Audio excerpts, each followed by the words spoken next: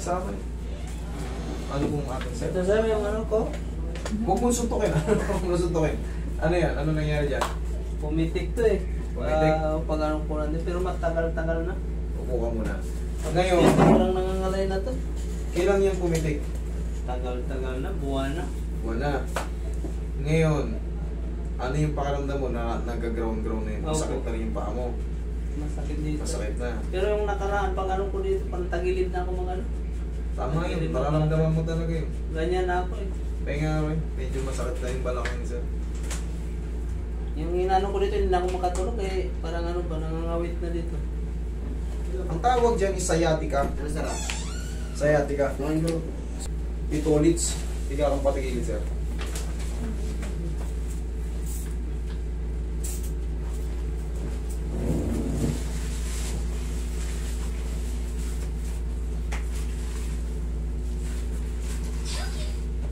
Relax na.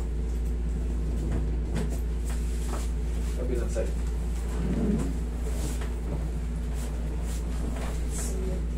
Ito yung yan yung pakiramdam na pagka matagal na nakaipit. Pati dyan, oh. Kaya nga po sir. Kikirot-kirot yan, parang sinusunog yung laman mo sa loob. Yan nga, hindi ko ano kung anong sakit na.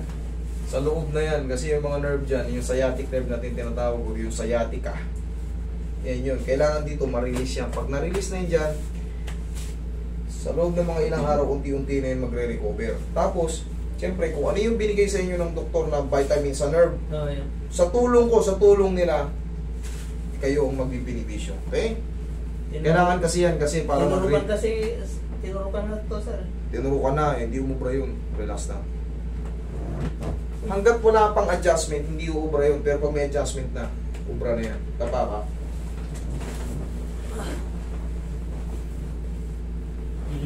Kailangan talaga matanggal yung pagkaipit ng sciatic or sciatic nerve sa ano, sa ating mga disc na tinulak ng vertebrae.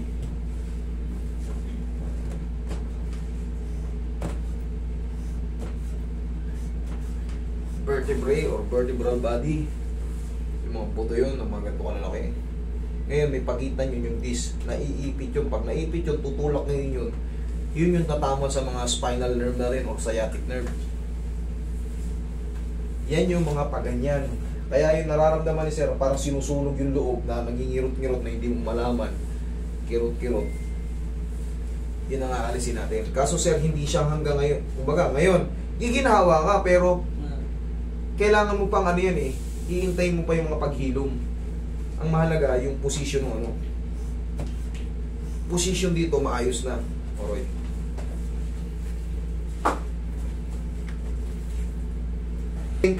Parang may kumidlat sa balakang mo. Kaya na sir eh. Mamaya pag pinaubo ko ito, mamaya alis na yan. Iba na yung pakaramdam niya. Doon mo malalaman na wala nang nakaipit. Pag umubo ka, o yan, atching. Oo, atching, matindi. Naku, parang may ground na, hindi kidlat na, hindi mo mawari yung sa balakang mo. Yung pag-atching ko sir, na yoko ako eh. Oo, nagigits na sir. Marami. Sobrang dami yung may problemang ganyan. Hindi lang ikaw, hindi lang kayo 10, hindi lang kayo 1,000. Pansinin nyo yung video ko dyan, Kaya nga yung 13, ilan na ba lahat par? napanood ko. 14,000 na ba? 13,000? Magpo-14. Magpo-14,000 na yung siguro mga 10,000 ron lower back. Tapos, ay hindi naman 10,000 kasi kadalasan dyan ano eh, pinakamarami akong hinahandle talaga tapilok, shoulder, balakang. Yan ang kadalasan. Iba na yung mga ano, mga isolated case lang yung mga shake yung paa, dislocated shoulder. Pero ito talaga pinakamarami lower back. Siguro may mga 6,000 lower back dyan kung bibilangin nyo lahat. Related lahat sa lower back. Tapos frozen shoulder, siguro may mga 2,000, 3,000 frozen shoulder. Tapilok, ganun din. Pero may mga related dun lower back din kadalasan. Kasi tao tayo, nagtatrabaho tayo. Pangkaraniwan yan. Nagbubuhat tayo.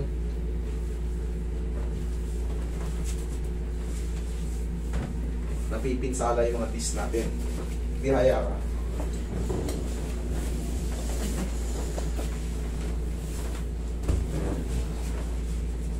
Ngayon sir, Palipasin mo lang mga ilang araw sa balakang mo na yan. Dire-diretso na yan. Tapos, inumin mo yung ano ha, yung mga pinaiinom sa'yo. Huwag kayong iinom ng hindi prescribe ng doktor. Basta yung may nireseta sa'yo, yun ang inumin nyo. Sa tulong ko, sa tulong nila, gagaling kayo agad. Okay, laglag mo ng katawan mo. Yan. Inhale. Exhale.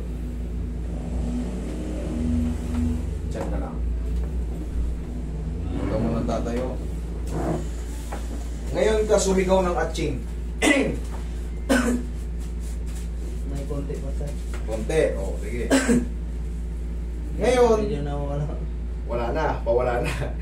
Ngayon, tama yun. Matanggal na kasi yung pagkaipit eh. Yung sinasabi kong ano, yung mga vitamins sa nerve, dire-diretso na yan. Kasi ngayon lang tanggal yung pagkaipit. Siyempre, hindi kagad yun. Ipitin kita ng plies dito. Isang linggo kitang ipitin. Pag natanggal yung plies, oh, kuminhawa. Pero yung trauma ng pagkaipit, meron pa. Ganon din yan dyan.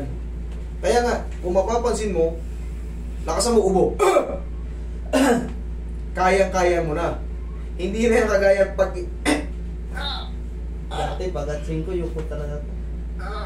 para may kumuryente sa'yo na hindi mo mawari. Ganun yun. Ibig sabihin, yung blood flow hindi kayang i-accommodate no ano. Kaya parang idlat yung mararamdaman. Aray! Aray! Ganyan Yun. ano. Kasi bibiglayin mo eh. Papasok ng malakas yun. Hindi kayang i-accommodate kasi may impingement. So pag natanggal yung impingement, yan na. Kaya mo nang umubo ng malakas. Tapos, dire-diretso na yun sir, ilang araw. Tapos sabayan mo na nung mga ano sir. Ha? Tapos, upo ka. Ganito lang exercise natin sa umaga. Tayo ka. Pagising mo pa lang sa umaga, o, tuhurin mo na yung parang tutuhurin mo yung mukha mo. Sige nga. 1, kabila. 2, ganyan lang. O, kuta mo, anong pakaramdam mo ngayon? Maloob mo. Maluwag na. Okay? Thank you, Lord. Oh, thank you. Sir, mag-ingat. Salamat, sir. Kung maliligo ngayon ha, tanda mo yung tinuro ko sa umaga. 1, 2, tapos yung iniinom mong Vitamin. yun lang. Okay? Thank you, sir. Thank you, thank you. Salamat, sir.